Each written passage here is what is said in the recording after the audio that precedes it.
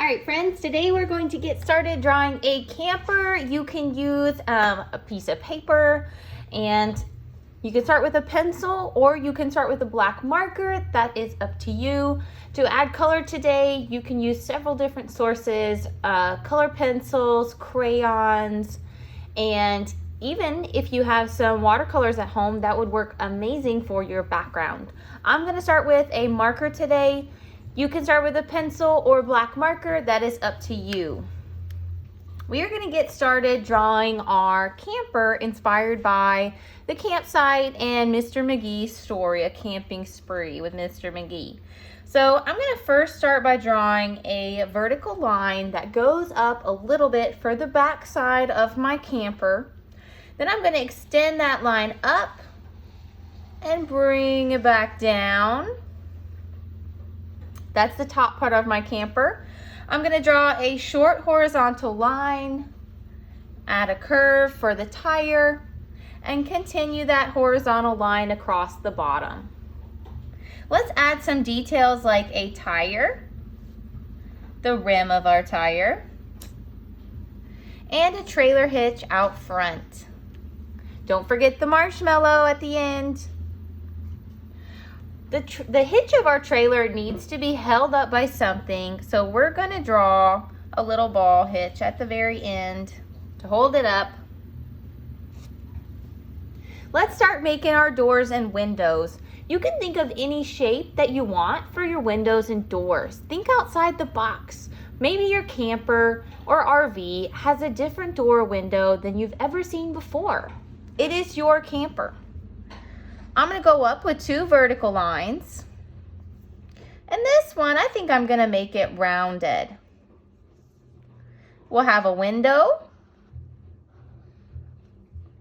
We don't want people to see in, so let's give it some window blinds. And a doorknob. Next, let's create a window. I like the curvature that I've started on the door, so I might incorporate that on my window as well. Curved at the top, but you can do whatever shape that you want. Trapezoid, parallelogram. Let's give our window a frame.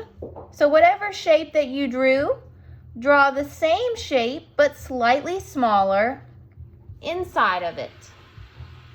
Let's give this one some blinds or curtains.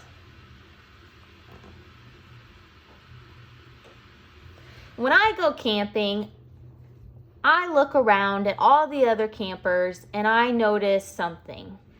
I notice that typically people are very decorative at their campsites. They have lights and banners and flags hanging around. And sometimes they're celebrating events like the 4th of July or Veterans Day. So sometimes they have flags and lights. So add decorations to your camper as you wish. I noticed in Mr. McGee's camper that he had a section that divided the top part of his camper and the bottom. So I'm going to add that section, and then within that section I'm going to create designs or patterns or shapes.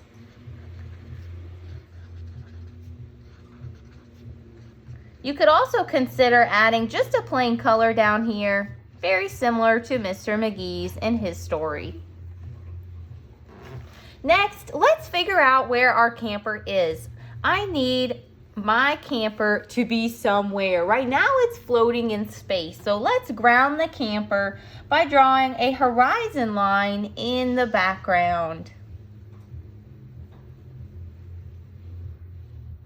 I also would like some steps on my camper. So we're going to add some steps towards the bottom, two diagonal lines that come out. Connect them with a straight line. Two vertical lines that come down that are very short. Connect those with a straight line. Add one more step, two diagonal lines out. Connect with a straight line. And last two vertical lines down.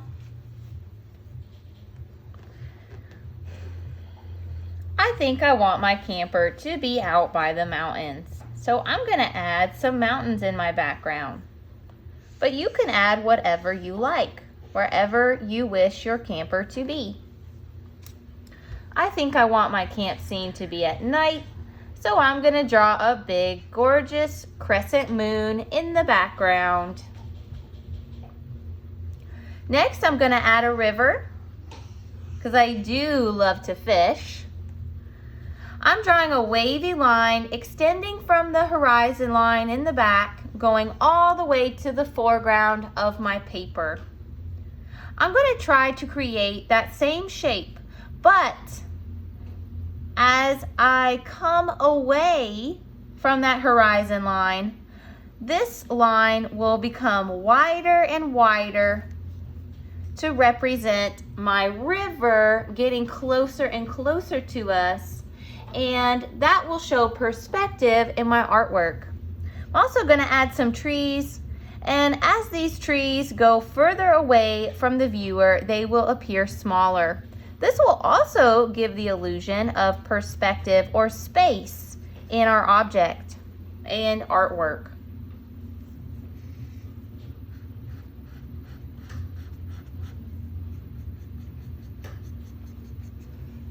Next, I'm going to add a table.